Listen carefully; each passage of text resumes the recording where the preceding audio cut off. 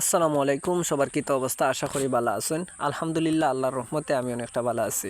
আপনারা দেখতে পারা আমি কেন কিছু কাজ করি, আর এটা মূলত আমার ফার্মি মুরগির শেড। এখানে আমার কিছু ফার্মি মুরগির বাচ্চা ব্রুডিং করা শেষ। এখন তারার বয়স প্রায় 1 মাস হয়ে গেছে। এগুলো আমার সেলর, যারার অরিজিনাল মিশরীয় ফার্মি মুরগির বাচ্চা লাগবো আমরা লোকে যোগাযোগ করতে পারবা এবং সরাসরি খামারও আইয়া নিতে পারবা দেখিয়া নিজের হাতে ধরিয়া। তো আমার মূলত এখন যেহেতু অনেক বেশি ঠান্ডা হওয়ার কারণে আমার নিচের যে লিটারগুলো, আমি বিশেষ করে বেশিরভাগ সময় খামারে জুতা লইয়া আইতাম। এর লাগি বুঝা গেছে না, আজকে সকালে উঠে দেখি কিছুটা গন্ধ লাগে এবং তারপর খালি পায়ে শেডের মাঝে ঢুকিয়া দেখি যে এটা শেডের যে লিটারগুলো আছিল সব লিটারগুলো স্যাঁতস্যাঁতে হয়ে গেছে, ভিজে গেছে। যার কারণে আমি লক্ষ্য করলাম এরকম ভিজা জায়গায় যদি মুরগি থাকে তাহলে মুরগি অসুস্থ হওয়ার সম্ভাবনা খুব বেশি।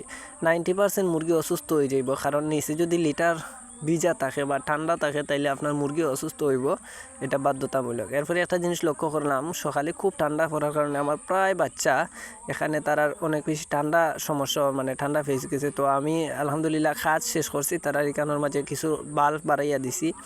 আর আমি এই যে লিটার কাঠের গুঁড়া, এখন আর কাঠের গুঁড়া দিতাম না। কাঠের গুঁড়া খুব তাড়াতাড়ি তারা নষ্ট হয়ে যায়, বাইরে খুব ঠান্ডার কারণে এটা কাঠের গুঁড়া সবসময় ঠান্ডা থাকে।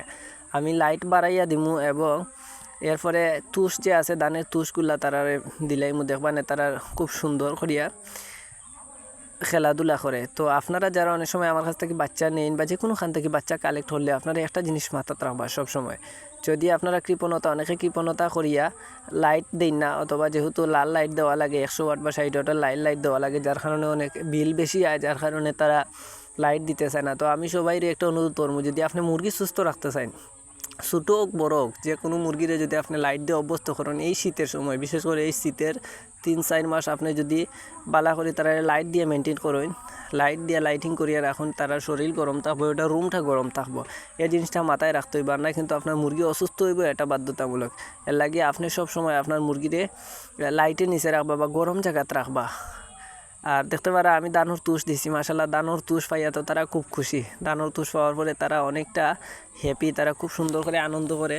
বা নতুন লিটার, আগে যে লিটারটা ছিল লিটারের অনেকটা গন্ধ হয়ে গেছিলো, যখন তাদেরও অনেক সমস্যা হয়েছে, যেহেতু লিটার ভিজা তারার অনেকটা সমস্যা ফেস করছে। এখন আলহামদুলিল্লাহ তারা খুব সুন্দর করিয়া খেলাধুলা করে, এখন তারা আনন্দ করে। দেখতে পারা আপনারা কত সুন্দর করে তারা খেলাধুলা করে, সবাই সরিয়া সিটিয়া খুব সুন্দর করে সেটার মধ্যে তারা উপভোগ